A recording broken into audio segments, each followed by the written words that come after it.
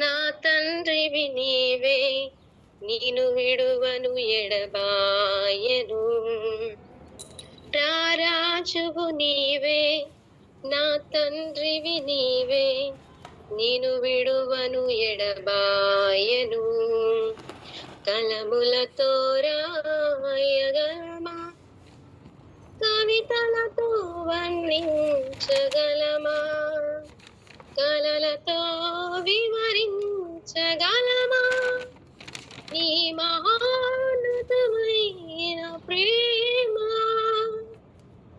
ఆకాశములో నీ మహిమను వివరించుచున్నవి, అంతరిక్షము నీ చేతి పనిని వర్ణించుచున్నది. ఆకాశములు నీ మహిమను వివరించుచున్నది, అంతరిక్షము నీ చేతి పనిని వర్ణించుచున్నది. దేవా నా ప్రాణము నీ కొరకై తపించుచున్నది. దేవా నా ప్రాణము నీ కొరకై తపించుచున్నది. ఆరాధింతును, ఆరాధింతును, ఆరాధింతును, ఆరాధింతును.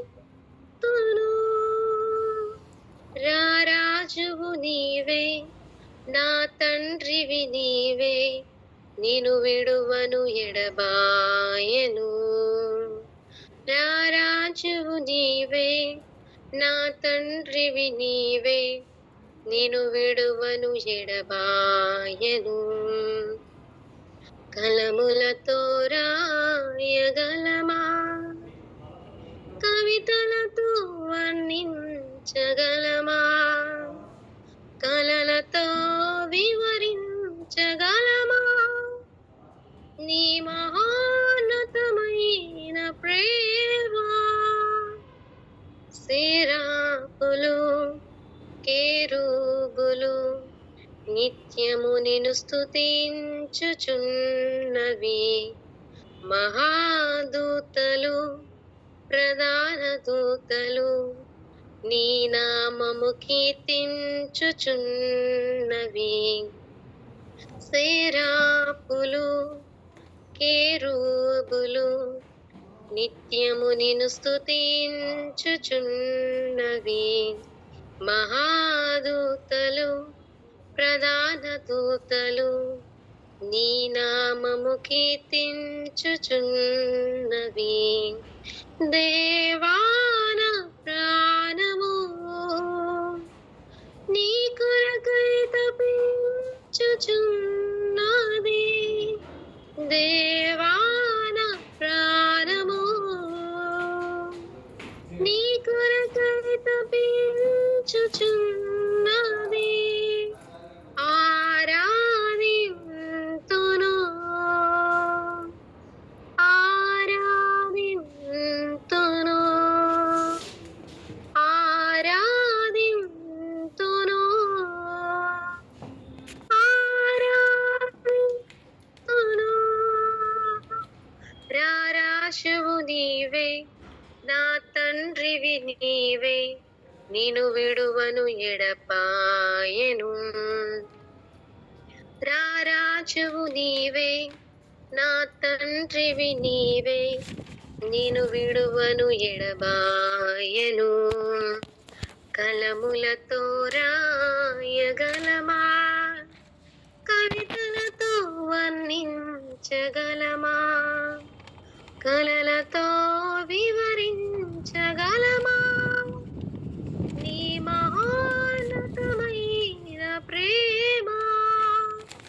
కలములతో రాయగలమా. Praise lord. మేడం గారికి వందనములండి. ఈ సమయంలో అక్క ప్రార్థన చేయక్క.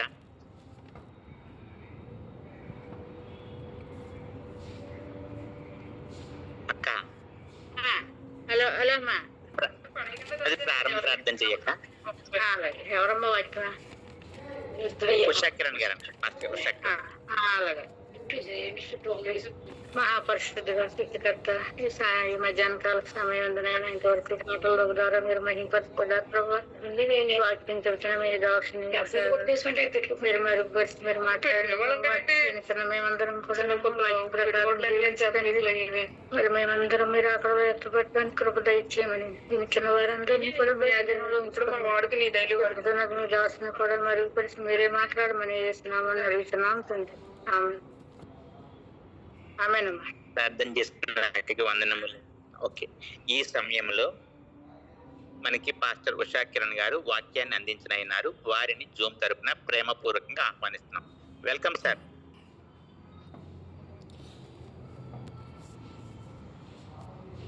దేవుని యొక్క అతి శ్రేష్టమైన నామంలో కూడి ఉన్న ప్రతి ఒక్కరికి ప్రభు పేరిట వందనములు తెలియపరుస్తున్నాను. అలాగనే మీ అందరికీ హ్యాపీ సాబత్ అండి.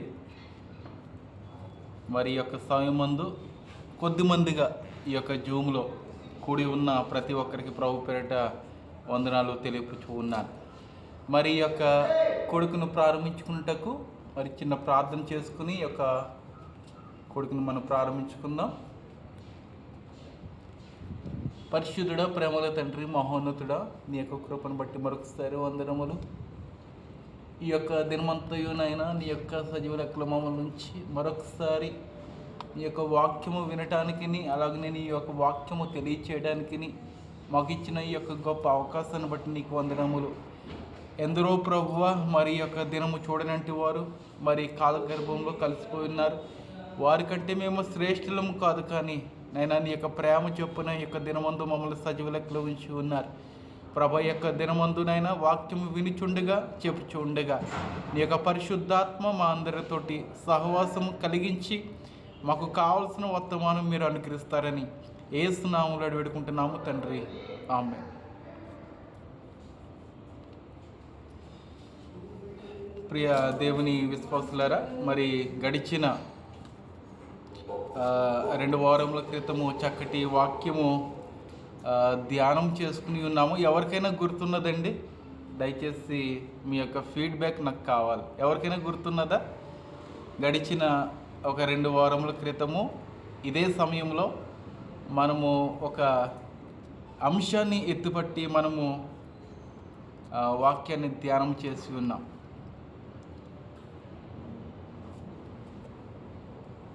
సంసోన్ కోసం చెప్పారు పాస్టర్ గారు. ఎవరు చెప్పారండి? ఇప్పుడు పాస్టర్ గారు చెప్పారా? Okay okay. అయితే ప్రియ దేవుని బిడ్డలారా, ఈ యొక్క దినమందు సంసోను యొక్క 2వ విభాగము అనగా పార్ట్ 2. మొదటిలో మనము పార్ట్ 1 చెప్పుకుని ఉన్నాము. అయితే పార్ట్ 2 కింద ఈ యొక్క దినమందు మరి తక్కిన ఆ యొక్క అధ్యాయాలు మనము ధ్యానం చేద్దాం. మరి మనము 13వ అధ్యాయము ఎంతో క్షుణ్ణముగా మనము తెలుసుకుని ఉన్నాం కదండి.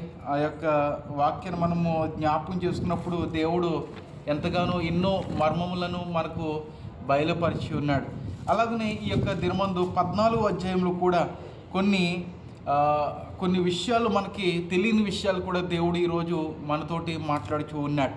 మరి ఈ యొక్క 13వ అధ్యాయంలో మరి మనోహ అనే తన యొక్క దాంపత్య జీవితంలో ఒక వ్యక్తి జన్మించి ఉన్నారు. ఆ వ్యక్తి పేరే సంసోను. మరి ఆ యొక్క మనోహ తన యొక్క భార్య గొడ్రాలుగా ఉన్నప్పుడు దేవుని యొక్క దూత వారికి ప్రత్యక్షమయ్యి మరి నీ యొక్క గర్భం నుంచి ఒక శిశువు వస్తూ ఉంటారు, మరి ఆ యొక్క శిశువు ఇలాగ నాజీరు చేయబడి ఉంటాడు అని వారికి తెలియజేస్తున్నారు. మరి నాజీరు ఏ విధంగా చేస్తారు, నాజీరు చేసిన తర్వాత అతను ఏ విధంగా ఉండాలి అన్నది మనము ఆ యొక్క పార్ట్ 1లో మనము జ్ఞాపకం చేసుకుని ఉన్నాం. మరి అలాగనే ఈ యొక్క పార్ట్ 2లో కూడా మరి 14, 15, 16 అధ్యాయాలు కూడా మనం జ్ఞాపకం చేసుకుంటూ ఉన్నాము. అయితే ప్రియమైన బిడ్డలారా, ఇక్కడ మొదటి వచనం మనం చూసుకున్నట్లయితే 14వ అధ్యాయము మొదటి వచనము, సంసోను తిమ్నాతునకు వెళ్ళి తిమ్నాతులో ఫిలిష్తీయుల కుమార్తెలు ఒకరిని చూచి అతడు తిరిగి వచ్చి తిమ్నాతులో ఫిలిష్తీయుల కుమార్తెలలో ఒకతను చూచి తిని మీరు ఆమెను నాకు ఇచ్చి పెళ్లి చేయవలెనని తన తండ్రితో తన తల్లిదండ్రులతో చెప్పాను. ఈ యొక్క వ్యక్తి అనగా సంసోను మరి ఫిలిష్తీయులోనికి వెళ్ళి ఉన్నాడు. మరి ఫిలిష్తీయులు ఎన్ని సంవత్సరములు వీరిని పరిపాలిస్తున్నారు అనగా బానిసత్వంలో ఉన్నారు. ఈ యొక్క ఇశ్రాయేలు ప్రజలు ఎన్ని సంవత్సరాలు ఉన్నారండి బానిసత్వంలో? 40 సంవత్సరాలు వారు బానిసత్వంలో ఉన్నారు. దయచేసి మీరు త్వరగా నాకు స్పందించినట్లయితే మనము ఇంకా ఎక్కువగా నేర్చుకునే అవకాశం మనకు ఉంటుంది. అయితే 40 సంవత్సరాలు బానిసత్వంలో ఉన్నారు. ఆ బానిసత్వాన్ని దేవుడు జ్ఞాపకం చేసుకుని వారి యొక్క మొరను దేవుడు ఆలకించి మరి గొడ్రాలైన మరి మనోహ యొక్క భార్యను వారు దేవుడు జ్ఞాపకం చేసుకుని మరి సంసోను మరి ఇశ్రాయేలు ప్రజలకి దయచేసినట్లుగా మనం చూస్తూ ఉన్నాం. అయితే ఆ యొక్క దినాల్లో కూడా మరి 20 సంవత్సరాలు న్యాయాధిపతిగా కూడా ఈయన పనిచేస్తున్నట్లుగా మనం చూస్తూ ఉన్నాం వాక్యంలో. అలాగనే ఇక్కడ సంసోను ఫిలిష్తీయుల యొక్క ప్రాంతానికి వెళ్ళి ఉన్నాడు. ఎక్కడికి వెళ్ళి ఉన్నాడు? తిమ్నాతు అనే ప్రాంతానికి వెళ్ళి ఉన్నాడు. ఈ యొక్క సంసోను యొక్క ప్రాంతం ఏంటి? పట్టణం అయితే జోరి అనే పట్టణము. అయితే ఈ యొక్క సంసోను నివాసము చేస్తున్న ఆ యొక్క ప్రాంతం ఏది? మహాదేనాన్ కదండి. ఆ యొక్క ప్రాంతం ఉన్నది. ఆ యొక్క ప్రాంతంలో ఈ యొక్క సంసోను నివాసము చేస్తూ ఉన్నారు తన యొక్క తల్లిదండ్రులతోటి. అయితే ఈ యొక్క తిమ్నాతునకు అలాగనే సంసోను నివాసము చేస్తున్న మహనేదాను అనే ప్రాంతానికి మరి 8 నుంచి 10 కిలోమీటర్ల వరకు దూరం ఉన్నది. ఆ దూరము ప్రయాణము చేసుకుని ఆయన గాడిద మీద వెళ్ళి ఉన్నారు, లేకపోతే నడుచుకుంటూ వెళ్ళి ఉన్నారు మనకు తెలియదు. కానీ ఎక్కువగా మరి కొంతమంది ప్రవక్తలు చెప్పే రీతిగా ఏమిటి ఉన్నదంటే మరి అతను నడుచుకుంటూ వెళ్ళి ఉన్నారని తెలియజేస్తూ ఉన్నారు. అయితే ప్రియదేవుని బిడ్డలారా, ఈ యొక్క సంసోను ఈ యొక్క ఫిలిష్తీయులు అనే ప్రాంతంలో ఉన్న తిమ్నాతు అనే ప్రాంతానికి వెళ్ళి ఉన్నాడు. దేవుడు అతన్ని ఆ యొక్క ప్రాంతానికి నడిపించడం కూడా ఒక రీజన్ ఉన్నది, ఒక సారాంశం ఉన్నది. దేవుడు ఆ యొక్క ప్రాంతానికి నడిపించి ఉన్నాడు. ఫిలిష్తీయులు అంటే దేవునికి అసహ్యము, ఫిలిష్తీయులు అంటే దేవునికి ఇష్టము కలిగిన వారు కాదు. ఎందుకంటే వారు మరి అన్య దేవతలను ఆరాధన చేస్తూ ఉంటారు. అందుకని ఈ యొక్క అలాగని కాకుండా ఇశ్రాయేలు ప్రజలను కూడా 40 సంవత్సరములు వారు బానిసత్వంలో ఉంచుకుని ఉన్నారు. వారు ఎంతగానో కఠినమైన వేదన ఈ యొక్క ఇశ్రాయేలు ప్రజలకి వారు చేస్తూ ఉన్నారు. అయితే ఇశ్రాయేలు ప్రజల్ని ఆ యొక్క ఫిలిష్తీయుల యొక్క చేతిలోంచి విడుదల చేయాలని ఇక్కడ సంసోనును దేవుడు ఎన్నుకుని ఉన్నాడు. ఈ యొక్క మార్గములన్నీ అనగా ఈ యొక్క జరుగుతున్న కార్యములన్నీ కూడా దేవుని యొక్క ఉద్దేశపూర్వకంగానే జరుగుతూ ఉన్నాయి. చాలామంది అడుగుతూ ఉంటారు, సంసోను మరి దేవుణ్ణి ఎరగలేని స్త్రీని ఎలా పెళ్లి చేసుకుంటూ ఉన్నాడు? మరి మనకి పాత నిబంధనలు ఈ యొక్క గ్రంథాల్లోనే మనకి దేవుడు తెలియజేస్తున్నాడు. దేవుణ్ణి ఎరగలేని వారిని అనగా అన్య జనులను మనము పెండ్లాడకూడదు, వారికి మన యొక్క బిడ్డలను ఇవ్వకూడదు, వారికి బిడ్డలు మనము తీసుకోకూడదని దేవుడు చెప్తూ ఉన్నాడు. అయితే ఈ యొక్క తిమ్నాతు అనే ప్రాంతానికి ఈ యొక్క సంసోను అనగా ఇశ్రాయేల్ ప్రజల్లో ఉన్న ఈ యొక్క సంసోను బలాఢ్యుడు, ఇతన్ని ఎందుకని ఆ యొక్క ప్రాంతానికి నడిపించున్నాడు దేవుడు? ఎందుకంటే ఇశ్రాయేల్ ప్రజల్ని ఆ యొక్క బానిసత్వం నుంచి విడుదల చేయాలని, ఆ యొక్క ఫిలిష్తీయులను నాశనము చేయాలని దేవుని యొక్క ప్రణాళిక. దేవునికి మహిమ కలుగునుగాక. ప్రియ దేవుని బిడ్డలారా, ఈ రోజున చాలామంది వివాహములు చేసుకుంటూ ఉన్నారు. ఏమండి, అన్ని జనులను చేసుకుంటున్నారు, అన్ని జనులను మనం తీసుకుంటూ ఉన్నాం. అయితే మరి దేవుని యొక్క ప్రణాళిక మనలో ఉన్నదంటారా? ఒక స్త్రీ వివాహం చేసుకుని అన్య కుటుంబానికి వెళ్ళి ఉన్నదండి. మా యొక్క గ్రామంలోనే ఒక స్త్రీ అన్య కుటుంబానికి వెళ్ళి ఉన్నది. అయితే ఆమె చక్కగా చిన్నప్పటి నుంచి వాక్యము ధ్యానం చేస్తుంది, అలాగనే మరి పాటలు పాడుతూ ఉంటారు. చాలా బాగుంటుంది ఆ ప్రాంతానికి, అనగా ఆ యొక్క గృహానికి వెళ్ళిన తర్వాత ఎక్కడో బొట్టు ఇక్కడో బొట్టు. ఏమండి, తన యొక్క రీతంతయు మారిపోయినది. కనుక ప్రియదేంటులారా, మనము ఇలాగున చేసినట్లయితే నోవహు దినాల్లో ఎందుకని అంత గొప్ప ప్రళయం వచ్చి ఉన్నది? వారు నరులు ఏ విధంగా చేస్తున్నారు? వారు ఇచ్చుకుంటున్నారు, పుచ్చుకుంటున్నారు కాబట్టి, దేవునికి ఉగ్రత కలిగి ఉన్నది కాబట్టి అక్కడ కొన్ని లక్షల మందిని దేవుడు మటుమాయం చేస్తున్నాడు. కనుక ప్రియదేంటులారా, మన బిడ్డలను వారికి ఇవ్వకూడదు, వారికి బిడ్డలను మనము ఇచ్చుకోకూడదు. ఈరోజు క్రైస్తవ బిడ్డలుగా క్రైస్తవ యొక్క వాక్యంలో ఉండి, ఏమండి, దేవుని యొక్క సత్యమైన సంఘంలో ఉండి మనము అన్యులకి ఇస్తూ ఉన్నాము, అన్యుల నుంచి మనము తీసుకుంటూ ఉన్నాం. అలాగున చేయకూడదని ప్రభు పెరట మిమ్మలను నేను బ్రతిమాలుకుని ఉన్నాను. అయితే మనకైతే ఎన్నో డినామినేషన్స్ ఉంటాయి. ఏమండి, ఆదివారం సంఘం అని, లేకపోతే మంగళవారం సంఘం అని, ఇంకా ఎన్నో సంఘాలు, శనివారం సంఘం అని ఎన్నో సంఘాలు మనకుంటున్నాయి. ఏమండి, కొన్ని వేల డినామినేషన్స్ ఈ యొక్క దేశంలో ఉన్నాయి. కనుక డినామినేషన్స్ కాదు, కానీ అతను క్రైస్తవుడా, నిజమైన విశ్వాసురాల అన్నది మనం జ్ఞాపకం చేసుకుని మనం వివాహము చేసుకోవాలి. అలాగనే ప్రియదేవులారా, ఇక్కడ సంసోను తన యొక్క తల్లిదండ్రుల దగ్గరకు వచ్చి, ఇదిగో నేను ఫిలిస్తీన్లో ఒక స్త్రీని నేను చూసి ఉన్నాను, నాకు పెళ్లి చేయాలి మీరు అని అడిగినప్పుడు, ఇక్కడ సంసోను యొక్క తల్లిదండ్రులు ఎంతగానో ఆలోచన చేస్తున్నారు. ఆలోచన ఏంటంటే, ఏంటి ఆ యొక్క ఫిలిస్తీన్లు మా మీద తిరుగుబాటు చేస్తూ ఉన్నారు కదా, మేము వారి కింద బానిసత్వముగా ఉన్నాము కదా, వారి యొక్క గృహంలోంచి ఒక కుమార్తెను మేము ఎలాగున తీసుకోవాలి?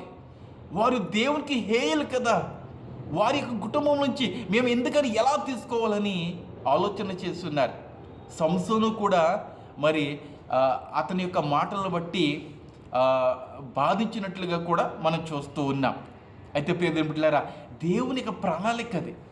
అయితే వారి యొక్క కుటుంబాలు, ఇరువురు కుటుంబాలు, అనగా ఆ యొక్క తిమ్నాతు అనే ప్రాంతంలో ఉన్న ఆ యొక్క కుటుంబము, అలాగే ఈ యొక్క మహానేదాను అనే ప్రాంతంలో ఉన్న ఈ యొక్క సంసోను కుటుంబము కలిసి ఉన్నారు. అయితే కలిసిన తర్వాత ఏం జరిగి ఉన్నది మనం చూద్దాం. ఇక్కడ 14వ అధ్యాయము 5 నుంచి 9 వాక్యాలు మనము చూసినట్లయితే,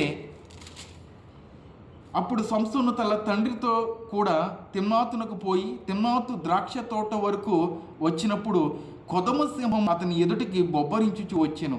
యెహోవా అతనిని ప్రేరేపింపగా అతని చేతిలో ఏమీ లేకపోయాను. ఏమండి, ఈ యొక్క వాక్యం అంతా మనము చదవవసరం లేదు, కానీ నేను చెప్తాను. అయితే ఈ యొక్క తల్లిదండ్రులతోటి వెళ్తూ ఉన్నాడు. అయితే తల్లిదండ్రులు ముందు వెళ్ళిపోతున్నారు, లేకపోతే వెనకాల వస్తున్నారో తెలియదు, కానీ ఇక్కడ సంసోను అయితే ఒంటరిగా వెళ్తూ ఉన్నప్పుడు ఒక సింహము బొబ్బరిల్లుచూ ఉన్నది, అనగా గర్జిస్తూ ఉన్నది. ఈ యొక్క సంసోను చూసి, ఆ యొక్క ప్రాంతం అంతా అడవి ప్రాంతం అండి. ఏమండి, తిమ్నాతు నుంచి ఈ యొక్క మహానేదాను అనే ప్రాంతం వరకు దట్టమైన అడవి ప్రాంతం ఉన్నది ఇక్కడ. అయితే ఆ యొక్క అడవి ప్రాంతంలో ఎన్నో క్రూర మృగాలు ఉంటాయి. ఆ క్రూర మృగంలో ఒక జంతువు, అనగా ఈ యొక్క అడవికి రాజు ఎవరు? అడవికి రాజు సింహము. అటువంటి సింహము ఇతనికి వెంబడించి ఉన్నది, అనగా ఈ యొక్క వెతికి తారసపడి ఉన్నది. అయితే ఈ యొక్క సంసోను చేతిలో ఏ ఆయుధము లేదు. ఎలా చంపాలి? ముందుగానే దేవుడు చెప్పి ఉన్నాడు, ఇతను బలాఢ్యుడు, బలవంతుడు. ఇతని బలము ఎక్కడున్నది? తన యొక్క జుట్టులో ఉన్నది, తన యొక్క వెంట్రుకలో ఉన్నది. అయితే ఎప్పుడైతే ఆ యొక్క జుట్టు తొలగిస్తామో వెంటనే తనకున్న బలమంతయు పోతుంది. అందుకని దూత కూడా ఏం తెలియజేస్తున్నది? ఇదిగో ఇతను నాజీరు చేయబడిన వాడు, ఇతని యొక్క తల మీద కత్తెర వేయకూడదని ఆ దూత తెలియజేస్తున్నది. ఆ యొక్క ఎప్పుడైతే గర్భఫలము నీవు పొందుకుంటావో నీవు మత్తు పానీయాలు నీవు స్వీకరించకూడదు. అలాగనే వారు జీవించున్నారు. అలాగనే వారి యొక్క ఆహార పదార్థాలు వారు మార్చుకుని ఉన్నారు. కాబట్టి దేవుడు గొప్ప బలాఢ్యుణ్ణి మనోహ కుటుంబంలో దేవుడు అనుగ్రహించున్నాడు. దేవునికి మహిమ కలుగును గాక. ప్రియ దేవుని బిడ్డలారా, అలాగనే ఇక్కడ ఇంకనూ వాక్యంలో మనం చూస్తున్నట్లయితే ఇక్కడ సింహాన్ని ఎలా చీల్చేస్తున్నాడు? మేక పిల్లగా. ఏమండి, ఈ యొక్క సింహము తన యొక్క కండ్లకు ఎలా కనబడి ఉన్నదంటే ఒక మేక పిల్లగా కనబడి ఉన్నది. ఏమండి, మేకని చంపాలనుకుంటే మనము ఆ మెడను ఒడితిప్పేస్తే సరిపోతుందండి. అలాగా ఈ యొక్క సింహాన్ని కూడా అతను ఒడితిప్పేశాడు, అనగా చంపేశాడు తన యొక్క బలముతోటి. దేవుని ఆత్మ అతన్ని ఆవరించి కాబట్టి అతను ఎన్నో గొప్ప కార్యములు చేయగలిగి ఉన్నాడు. దేవునికి స్తోత్రం కలిగింది గాక. కానీ అంతవరకు దేవుడు అతనికి తోడుగా ఉన్నాడని అతను గ్రహిస్తూ ఉన్నాడా? లేదు. అతను తెలుసుకుంటున్నాడా? లేదు. కానీ దేవుడు అతను ప్రేమిస్తూ ఉన్నాడు, అతన్ని వెంబడిస్తున్నాడు. అతనుకున్న ఆపదలన్నిటిలోని దేవుడు అతనికి తోడుగా ఉండి నడిపిస్తూ ఉన్నాడు. దేవుని యొక్క ప్రణాళిక, దేవుని యొక్క ప్రణాళిక నీ మీద నా మీద ఏమున్నదన్నది మనము జ్ఞాపకం చేసుకోవాలి సహోదరుడా. ఏమండి, మనము జ్ఞాపకం చేసుకోకుండా మరణం అయిపోతే ఆ తర్వాత మన యొక్క జీవితము అనగా మన యొక్క ఆత్మ ఏ ప్రాంతానికి వెళ్తుంది? నరక ప్రాంతానికి వెళ్తుందా లేకపోతే పరలోక ప్రాంతానికి వెళ్తుందా అన్నది మనము జ్ఞాపకం చేసుకోవాలి. ఈ యొక్క బ్రతికి ఉన్నప్పుడే, మనకి ఈ యొక్క ఊపిరి ఉన్నప్పుడే మనము ఎట్టివారిమి, మనం ఎందుకని ఈ యొక్క భూలోకానికి వచ్చి ఉన్నాం, ఏ విధంగా మనం జీవించాలి అన్నది మనము ఈ యొక్క దినమందు మనము తెలుసుకునే వారిగా మనం ఉండాలని ప్రభు పేరిట నేను బ్రతిమాలుకుంటూ ఉన్నాను. అయితే 14వ అధ్యాయం 14వ వాక్య భాగంలో కూడా ఒక చక్కటి మాట ఉన్నది. అక్కడ కాగా అతడు బలమైన దానిలో నుండి తీపి వచ్చెను, తిను దానిలో నుండి తిరిగి వచ్చెను అనిను 3 దినములలోగా వారు ఆ విప్పుడు కథ చెప్పలేకపోయారు. ఇక్కడ ఇంకా ఈ యొక్క మధ్యలో కొన్ని సందర్భాలు ఉన్నాయి. 10వ వచనము నుంచి 14వ వచనం వరకు అక్కడ వివాహం గురించి దేవుడు మాట్లాడుతూ ఉన్నాడు. అక్కడ వివాహము నిశ్చయించుకోవడానికి మనము ఎంగేజ్మెంట్ చేసుకుంటాం కదండి. అలాగా ఈ యొక్క సంస్థను కూడా ఆ యొక్క తిమ్నాతు అనే ప్రాంతంలో ఉన్న ఆ కుటుంబంతో ఎంగేజ్మెంట్ చేసుకున్నాడు. ఎన్ని దినాలు? 7 దినాలు అక్కడ విందు జరిగి ఉన్నది. విందంటే ఆ ప్రాంతంలో ఎలా ఉంటుందో నేను తెలియజేస్తాను. దేవుణ్ణి ఎరగలేని జనాంగము ఏ విధంగా ఉంటుంది? మత్తు పానీయాలతోటి తోలుతూ ఉంటుంది కదండి. మత్తు పానీయాలతోటి తోలుతూ ఉంటుంది. అలాగున 7 దినాలు భయంకరమైన మత్తుతోటి ఉన్నది, భయంకరమైన విందుతోటి. ఏమండి, ఈ యొక్క అపవిత్రమైన విందుతోటి అక్కడ నిమగ్నమైపోయి ఉన్నది. ప్రియ దేవుని సంగమ, కొన్ని వందల మంది అక్కడ తిమ్నాతు అనే ప్రాంతంలో ఉన్న ఆ యొక్క కుటుంబానికి కలిగిన బంధువులు కానీ శ్రేయభిలాషులు కానీ ఆ యొక్క ప్రాంతం అంతటి వారు ఆ యొక్క ప్రాంతానికి వచ్చి ఉన్నారు. ఇంచుమించుగా ఏమండి, మనకి వివాహం జరిగితే 600 నుంచి 800 వరకు జనం వస్తూ ఉంటారు. కానీ ఆ యొక్క తిమ్నాతు అనే ప్రాంతానికి కొన్ని వందల మంది ఆ యొక్క విందులో పాల్గొన్నట్టుగా మనం చూడాలి. ఎందుకంటే అక్కడ సాయి ఉన్నట్లయితే, మత్తు పానీయాలు ఉన్నట్లయితే పిలవని వాడు కూడా వచ్చి అక్కడ భోజనం చేస్తాడు, త్రాగుతూ ఉంటాడు కదండి. పిలవని వాడు కూడా వస్తాడు, ఎందుకంటే అక్కడ మందు ఉన్నదంటే. కనుక ప్రియ దేవులారా, అలాగున ఆ యొక్క ప్రాంతం అంతయు మరి గొప్ప అపవిత్రాత్మతోటి నింపబడి ఉన్నది. అయితే ఇక్కడ మనం చూస్తున్నట్లయితే ఆ యొక్క సమయంలో ఈ యొక్క సంసోను అక్కడున్న యవనస్తులతోటి లేదంటే పెద్దలతోటి ఉపవానం చెప్తూ ఉన్నాడు. ఒక విప్పుడు కథను తెలియజేస్తున్నాడు. ఇదిగో మరి ఈ యొక్క 14వ వచనంలో కాగా అతడు బలమైన దానిలో నుండి తీపి వచ్చెను, తిను దానిలో నుండి తిండి వచ్చును అనెను. 3 దినముల్లోగా వారు ఆ విప్పుడు కథ భావమును చెప్పలేకపోయారు. ఆ 3 దినాలు వారు ఆలోచన చేశారు. ఏమండి, వారు తత్కరించుకున్నారు, ఏంటిది అని తెలియజేస్తున్నారు, సంభాషించుకుని ఉన్నారు. కానీ వారికి ఎటువంటి అవగాహన లేదు, వారికి ఎటువంటి ఆలోచన కూడా కలగలేదు. బలమైన దానిలోంచి తీపి ఎలా వస్తుంది, తిండి ఎలా వస్తుంది, ఏంటి ఈ యొక్క విప్పుడు కదా అని వారు ఇబ్బంది పడిపోయి ఉన్నారు. ఇబ్బంది పడిన తర్వాత అక్కడ ఆ యొక్క కుమార్తె అనగా ఇతను సంసోను వివాహము చేసుకోబోచున్న ఆ యొక్క స్త్రీని అడిగి ఉన్నారు ఈ యొక్క పెద్దలందరూ, ఈ యొక్క యవనస్తులందరూ. ఒకవేళ నీవు ఆ యొక్క విప్పుడు కథను చెప్పలేకపోయినట్లయితే నిన్ను నీ కుటుంబాన్ని కూడా నాశనము చేస్తామని వారిని బెదిరించి ఉన్నారు. ఇక్కడ ఈ యొక్క స్త్రీ వివాహం చేసుకోబోచున్న ఆ యొక్క స్త్రీ భయపడిపోయి వారి యొక్క కుటుంబాన్ని, ఆ యొక్క పెద్దలు, ఆ యొక్క కుటుంబము, ఆ యొక్క ప్రాంతము ఏమైనా చేస్తారేమో అని భయము చెంది సంసోను దగ్గర 7 దినాలు ఆమె ప్రలాపించినట్లుగా మనం చూస్తూ ఉన్నాం. ఏమండి, 15 నుంచి 18వ వాక్య భాగం వరకు ఆ యొక్క స్త్రీ ఎలాగున మరి సంసోను ఎదుట ప్రలాపిస్తున్నదన్నది మనం చూస్తూ ఉన్నాం. మరి 7వ దినమందు సంసోను తన యొక్క విప్పుడు కథను చెప్పినప్పుడు ఏమండి, మరి ఆ యొక్క మర్మాన్ని, ఆ యొక్క కథను, ఆ వివరాన్ని ఆ యొక్క ఫిలిస్తీన్లకు ఆ స్త్రీ తెలియజేసినప్పుడు ఏమండి, ఇక్కడ ఒక నిబంధన ఒకటి ఉన్నది. ఏమిటంటే, ఒకవేళ మీరు ఈ యొక్క విప్పుడు కథను మీరు చెప్పినట్లయితే మీకు 30 దుస్తులను నేను నీకు ఇస్తానని సంసోను తెలియజేస్తున్నాడు. సంసోను దగ్గర అయితే ఎటువంటి బట్టలు లేవండి, ఎటువంటి ధనము లేదు. ఏమండి, అయినను కూడా ఇతను ఏ విధంగా చెప్పలేరు అని ఒక ఆలోచన కలిగి అతను ఆ యొక్క విప్పుడు కథను వారికి తెలియజేస్తున్నాడు.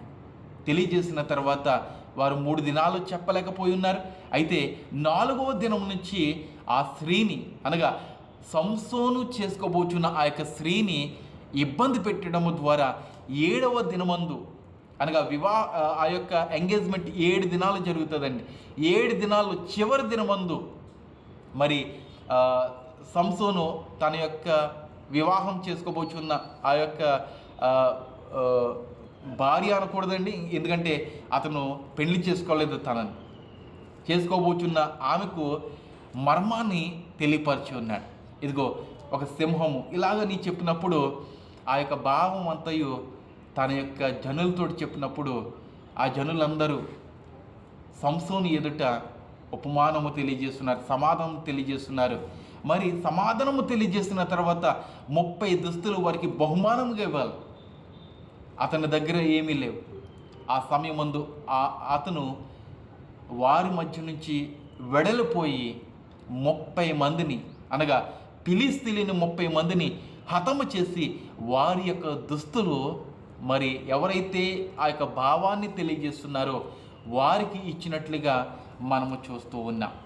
కనుక ఇక్కడ ఫిలిస్తీయులు సంసోన్ను మోసం చేశారండి. ఎలా మోసం చేశారు? కాబోయే భార్య ద్వారా ఫిలిస్తీయులు మోసం చేసినప్పుడు ఏమండి, మరి దేవుని యొక్క బిడ్డని ఎవరైనా మోసం చేసినట్లయితే అక్కడ తప్పక గొప్ప ఉగ్రత దేవుడు అనుగ్రహిస్తాడు. ఎందుకంటే దేవుడు ఏర్పాటు చేసుకున్న వారిని ఎప్పుడు మనం బాధ పెట్టకూడదు. ఈ రోజున సేవకులను కూడా బాధపడుతున్నారు, అలాగనే విశ్వాసులను కూడా బాధ పెట్టేవారుగా కనబడుచు ఉన్నారు.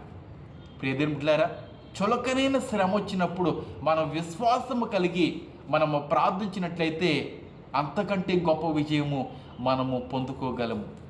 అయితే 14వ అధ్యాయము 19 నుంచి 20 వచనాలు ఒకసారి మనము జ్ఞాపకం చేసుకుందాం. ఇక్కడ మరొకసారి,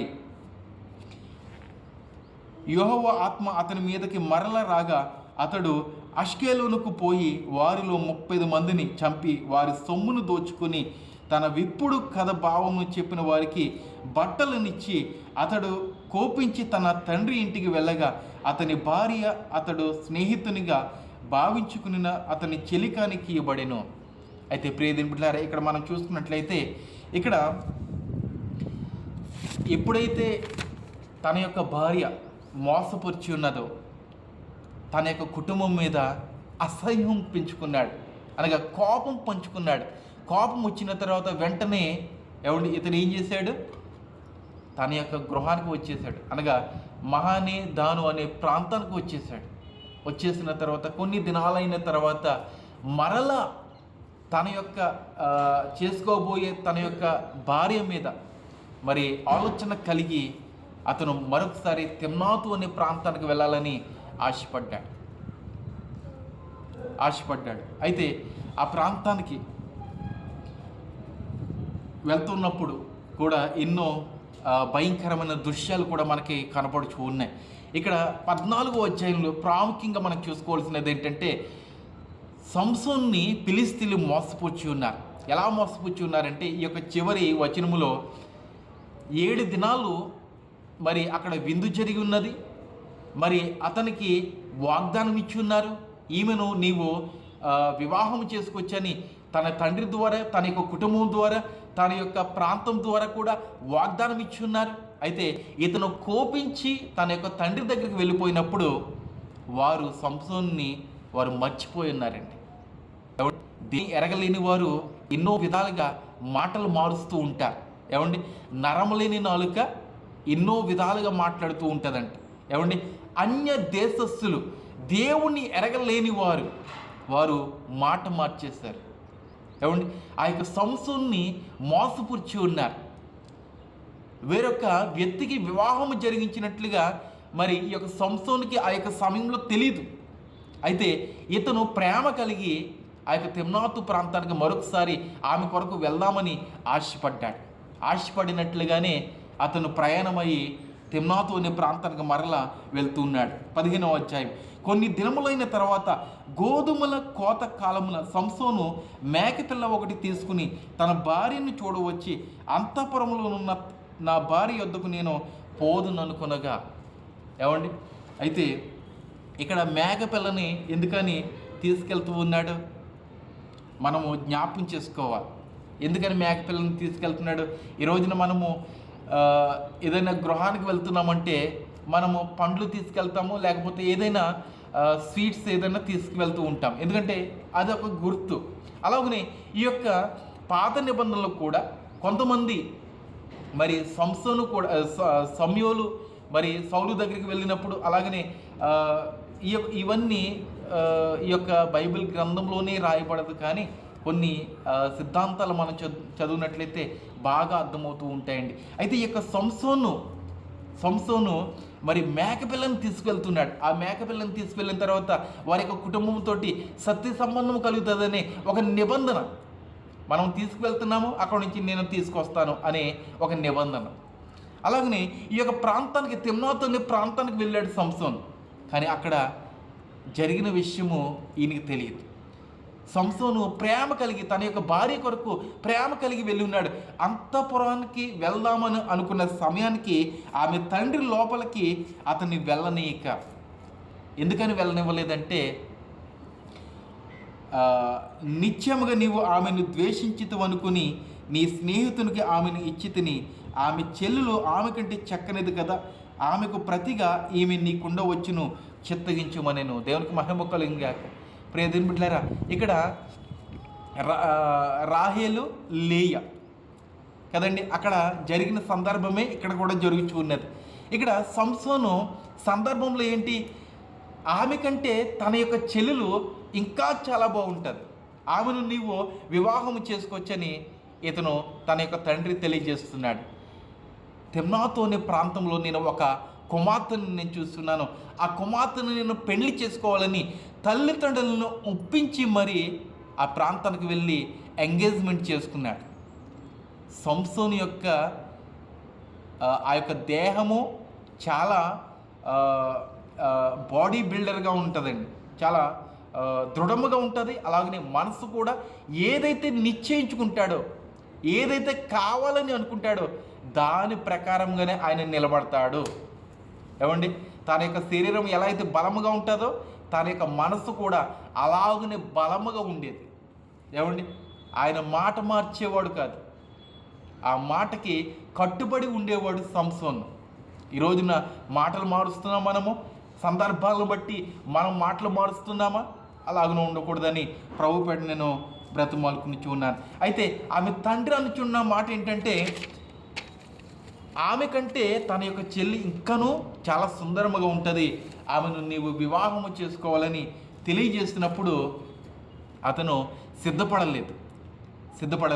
అయితే సిద్ధపడకపోగా అతను వెంటనే వెనుతిరిగి 15వ అధ్యాయం 3 నుంచి 5 వచనాలు మనం చూసుకున్నట్లయితే ఇక్కడ చాలా ప్రాముఖ్యమైన విషయం అండి. ఈ యొక్క 14వ అధ్యాయంలో సింహాన్ని మేకపిల్లలాగా ఆయన చంపినట్లుగా మనం చూస్తూ ఉన్నాం. అలాగే ఈ యొక్క 15వ అధ్యాయంలో కూడా గొప్ప మరి ఇక్కడ సందర్భం కనపడుచున్నది. ఈ యొక్క అప్పుడు సంసోను, నేను ఫిలిష్తీయులను హాని చేసిన ఎడల వారి విషయంలో నేను ఎప్పుడు నిరపరాధినై ఉండొద్దని వారితో చెప్పి పోయి 300 నక్కలను పట్టుకుని దివిటలను తెప్పించి తోకను తిప్పి 2 తోకల మధ్యను ఒక్కొక్క దివిటి కట్టి. ఏమండి ఆ కాలం ఏంటంట?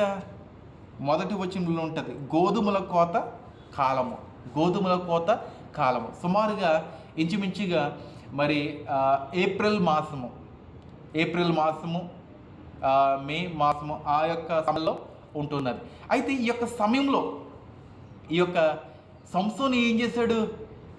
300 నక్కలను ఆయన పట్టుకొని, నక్కను చూస్తేనే మనం పారిపోతామండి. ఏమండి ఎక్కడ కరుస్తుందనో మనకు భయము. ఆ బలవంతుడు ఎటువంటి విషయంలోనూ ఆయన భయపడలేదు. దేవుడు ఎప్పుడు నిరంతరము ఆయనకు తోడుగా ఉన్నాడు. ఇతన్ని ఏ విధంగా దేవుడు వాడుకుంటున్నాడు? ఫిలిష్తీయుల యొక్క పంటను నాశనం చేస్తున్నాడు దేవుడు. అలాగనే ఫిలిష్తీయులను కూడా నాశనం చేస్తున్నాడు దేవుడు. ఏమండి చాప కింద నీరులాగా దేవుడు గొప్ప ప్రణాళిక వేస్తూ ఉన్నాడు ఈ యొక్క సంసోను ద్వారా. కానీ సంసోను ఇదంతా దేవుని యొక్క కృప మీద జరుగుతున్నదని అర్థము చేసుకోలేకపోతూ ఉన్నాడు. మనము కూడా ఒక్కొక్కసారి దేవుని యొక్క కార్యములు మనము అర్థము చేసుకోలేని వారిగా మనం ఉంటున్నామేమో. ప్రియ దేవుని బిడ్డలారా, ఒకసారి మన మీద ఎటువంటి ప్రణాళిక ఉన్నదన్నది మనము జ్ఞాపకం చేసుకోవాలి. అయితే 300 నక్కలను ఆయన పట్టుకుని ఫిలిష్తీయుల యొక్క పొలంలోనికి విడిచిపెట్టి ఉన్నాడు. ఏమండి తోకల మీద ఒక దివిటిని పెట్టి, అగ్నిని పెట్టి తోటలోనికి వదిలివేస్తున్నాడు. ఆ ప్రాంతమంతయు కాలిపోయినది. కొన్ని వేల ఎకరాలు కాలిపోయినదండి. ఏమండి 1-2 నక్కలు కాదండి, 300 నక్కలంటే సుమారుగా ఎంత ప్రాంతాన్ని అవి నాశనం చేస్తుంటాయో మనం జ్ఞాపకం చేసుకోవాలి. ఏమండి అలాగే ఈ యొక్క 15వ అధ్యాయము 11 నుంచి 13 వచనాలు కూడా మనం జ్ఞాపకం చేసుకున్నట్లయితే ఇక్కడ ఫిలిష్తీయులు ఈ యొక్క సంసోను మీద పగపట్టి ఉన్నారండి. ఎందుకంటే ఈ యొక్క ప్రాంతానికి వచ్చి ఉన్నాడు. ఈ ప్రాంతానికి వచ్చి ఈ యొక్క పొలాలను ఇలాగ నాశనం చేస్తున్నాడు అని వారు కోపగించుకొని ఎవరి ద్వారా వచ్చి ఉన్నారో తిమ్నాతు అనే ప్రాంతంలో ఉన్న వారి యొక్క కుటుంబము మరి దాని ద్వారా ఈ యొక్క ప్రాంతానికి వచ్చి ఉన్నాడు. కాబట్టి ఆ కుటుంబంలో ఉన్న తన యొక్క 2 కుమార్తెలను అలాగనే ఆ యొక్క తండ్రిని కూడా ఆ గృహంలో సజీవ దహనము చేసినట్లుగా మనం ఈ యొక్క వాక్యంలో మనం చూస్తూ ఉన్నాం. ఫిలిష్తీయులు అంత క్రూరముగా ఉంటారండి. ఏమండి ఎంత క్రూరం అంటే మనుషుని తినేసే వారిగా ఉంటారు. వారు మనుషుని కూడా తినేస్తారు. అటువంటి క్రూరమైన మనసు కలిగిన వారు ఫిలిష్తీయులు. అటువంటి ఫిలిష్తీయులతోటి ఏమండి సౌలు కూడా కొన్నిసార్లు మాట్లాడినట్లు కూడా మనం చూస్తూ ఉన్నాం. అలాగనే మరి ప్రియదేవుని బిడ్డలారా, ఇక్కడ సంసోను తిమ్నాతు అనే ప్రాంతం అనగా ఫిలిష్తీయుల ప్రాంతానికి కూడా వెళ్ళినట్లుగా మనం చూస్తూ ఉన్నాం. దేవుడు ఈ యొక్క కార్యములను దేవుడు ఎన్నడూను అంగీకరించడు. అయితే ఇక్కడ ఇంకను ఈ యొక్క అధ్యాయంలోనే మరొక గొప్ప కార్యం ఏంటంటే గాడిదను కూడా దేవుడు వాడుకున్నాడు. ఏమండి ఈ యొక్క 15వ అధ్యాయం 12 నుంచి 13 వచనాలు ఒకసారి మనము చూద్దాం. అందుకు వారు, మేము ఫిలిష్తీయుల చేతికి అప్పగించుటకు నిన్ను కట్టవచ్చితమని అతనితో అనగా, సంసోను మీరు నా మీద పడకుండానట్లు నాతో ప్రమాణము చేయడం అనేను.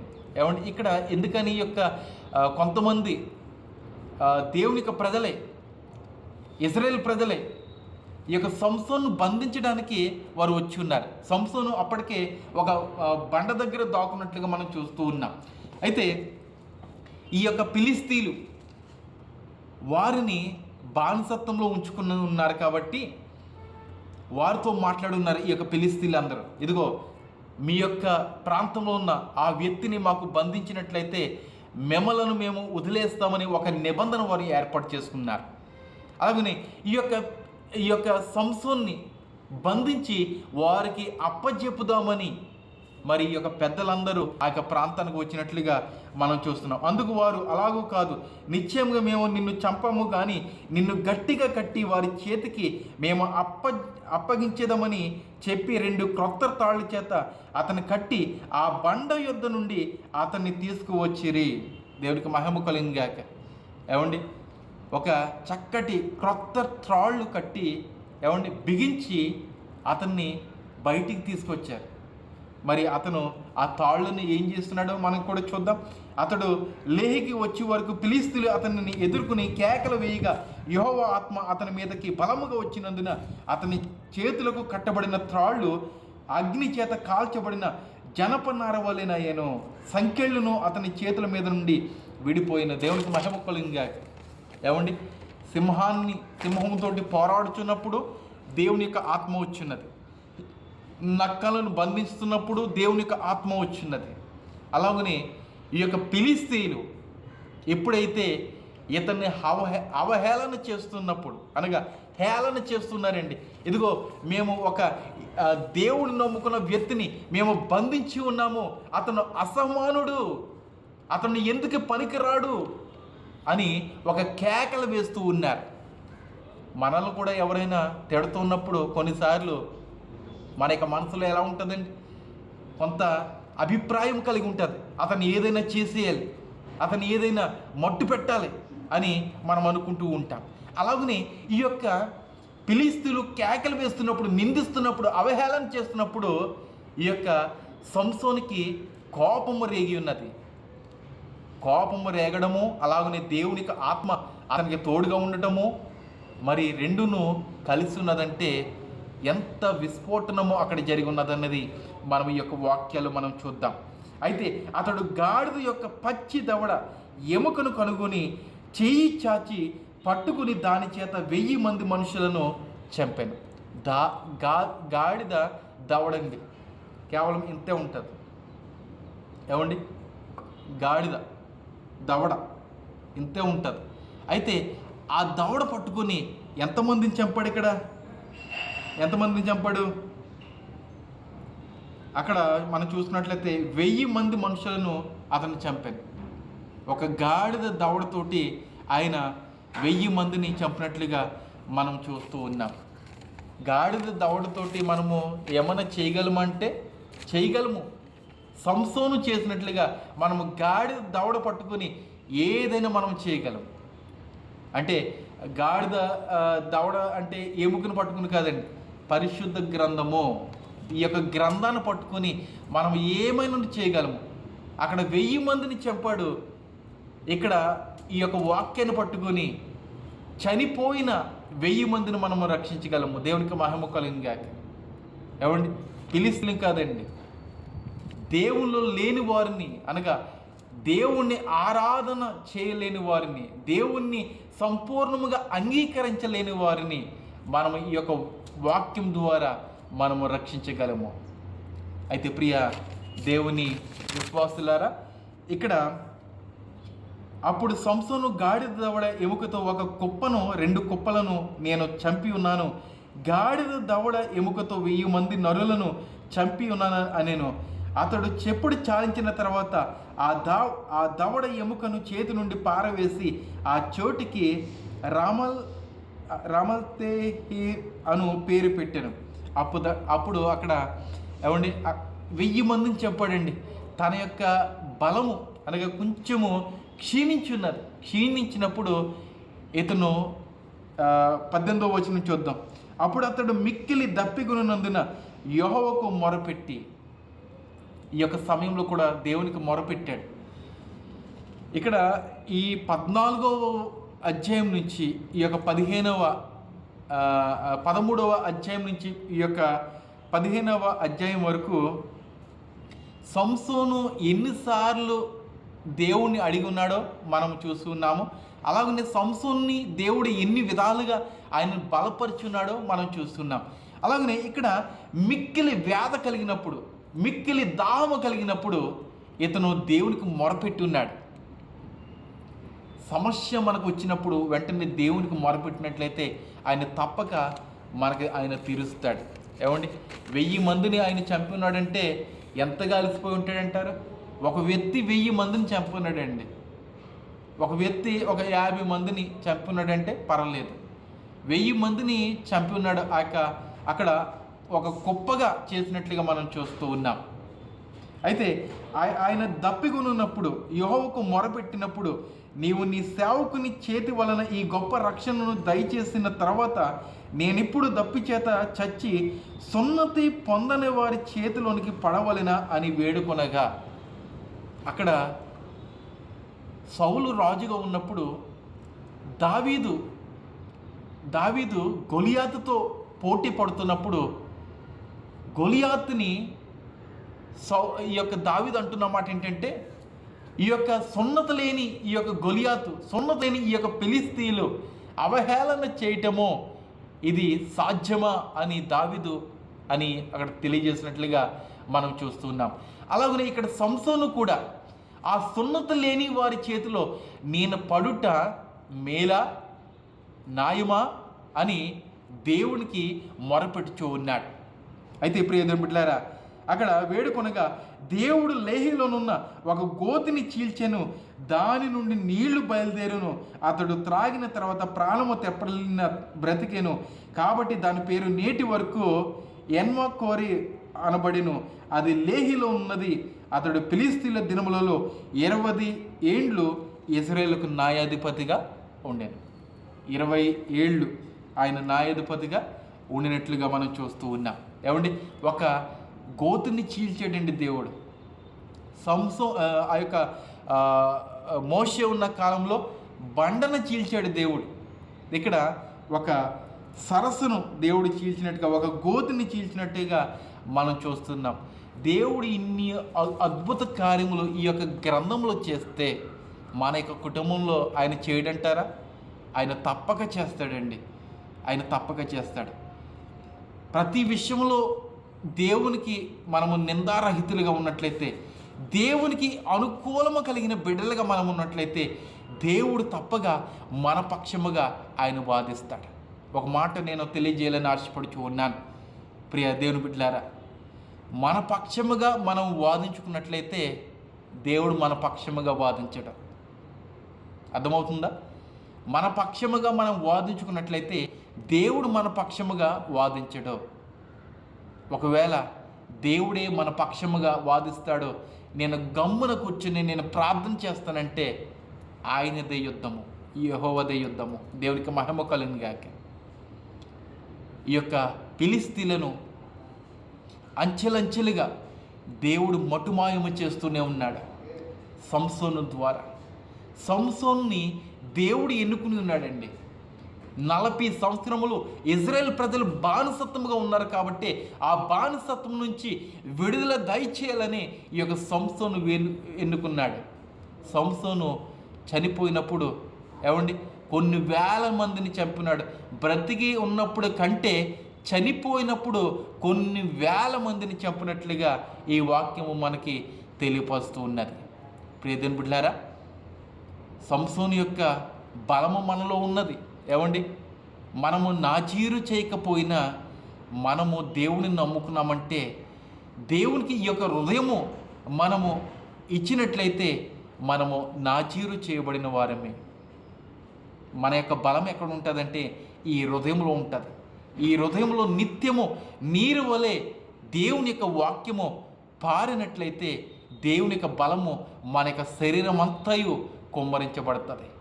దేవుని యొక్క ఆత్మ ప్రతి నిత్యము మనకు తోడుగా ఉంటుంది. సింహాన్ని చీల్చుచున్నప్పుడు దేవుని యొక్క ఆత్మ అక్కడ ఉన్నది. మరి ఆ యొక్క 300 నక్కలను బంధించుచున్నప్పుడు దేవుని యొక్క ఆత్మ అక్కడ ఉన్నది. దావీదు ఆ యొక్క గాడిద యొక్క దవడతోటి మరి 1000 మందిని చంపినప్పుడు దేవుని యొక్క ఆత్మ అక్కడ ఉన్నది. దప్పిగొరున్నప్పుడు దేవుని యొక్క ఆత్మ అతన్ని బలపరిచి ఉన్నది. ఈరోజు నిన్ను నన్ను బలపరచదా దేవుని యొక్క ఆత్మ? ఇంకనూ మనము అంగీకరించకపోతే మనకి దేవునికి ఆత్మ ఎలాగున బయలుపడుతూ ఉంటుంది. దేవుడు ఉన్నాడా అని ఒక క్వశ్చన్ మార్క్ వేస్తున్న వారు కూడా మన మీద చాలామంది ఉన్నారు. ప్రియ దేవుని బిడ్డలారా, ఈ యొక్క సంసోను యొక్క జీవితము ఇంకను మరి కొన్ని అధ్యాయములు ఉన్నాయి, అవి కూడా మనము ధ్యానం చేద్దాము దేవుని చిత్తమైతే కనుక. ప్రియ దేవుని బిడ్డలారా, ఈ యొక్క వాక్యములో ఉన్న బలమైన వాక్యములన్నీ మనము పొందుపరుచుకోవాలి. ఈ యొక్క బలమైన వాక్యములన్నీ మనము నెమరు వేసుకోవాలి. మనకి ఇబ్బందులు ఉన్నప్పుడు ఇదిగో ఆ సంసోనికి తోడుగా లేడు దేవుడు, ఈ యొక్క ఇబ్బందులు నాకు లెక్క అనే రీతిగా మనం ఉన్నట్లయితే అవన్నీ గడ్డి పరకవలే దేవుడు మన ముందు నుంచి తీసివేస్తాడు. దేవునికి స్తోత్రం కలిగింది గాక. ప్రార్థించుకుందాం. పరిశుద్ధుడా, ప్రేమల తండ్రి, మహోన్నతుడా, నీ యొక్క కృపను బట్టి మరొకసారి వందనములు. ఈ దినమందు ప్రభువా చక్కనైన వాక్యము మాకు మీరు అనుగ్రహించినందుకు నీకు వందనాలు.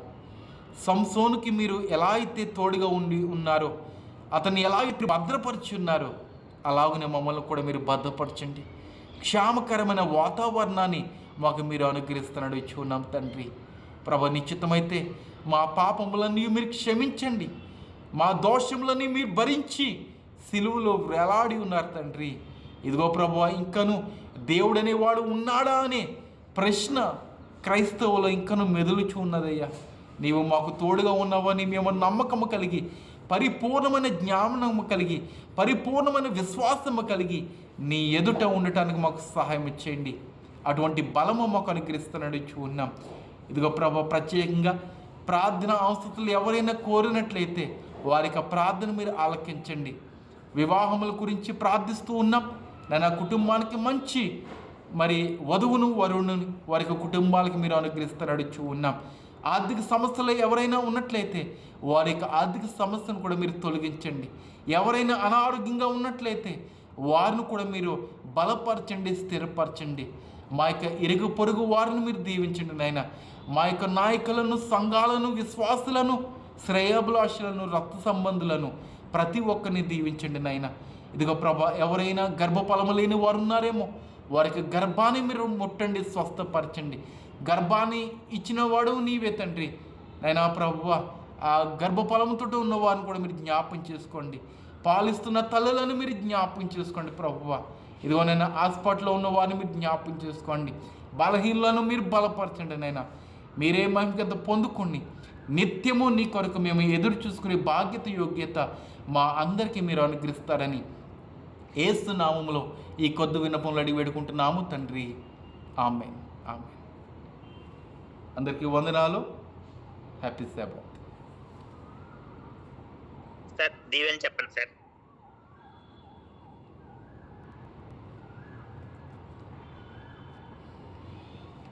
పరలోకమున్న మా తండ్రి, నీ నామం పరిశుద్ధపరచబడును గాక.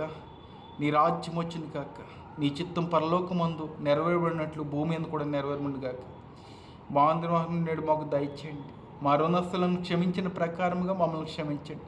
మమ్మల్ని శోధనలోకి తేక కీడును తప్పించండి. రాజ్యము, శక్తి, మహిమ నిరంతరం నీవన్నావు తండ్రి.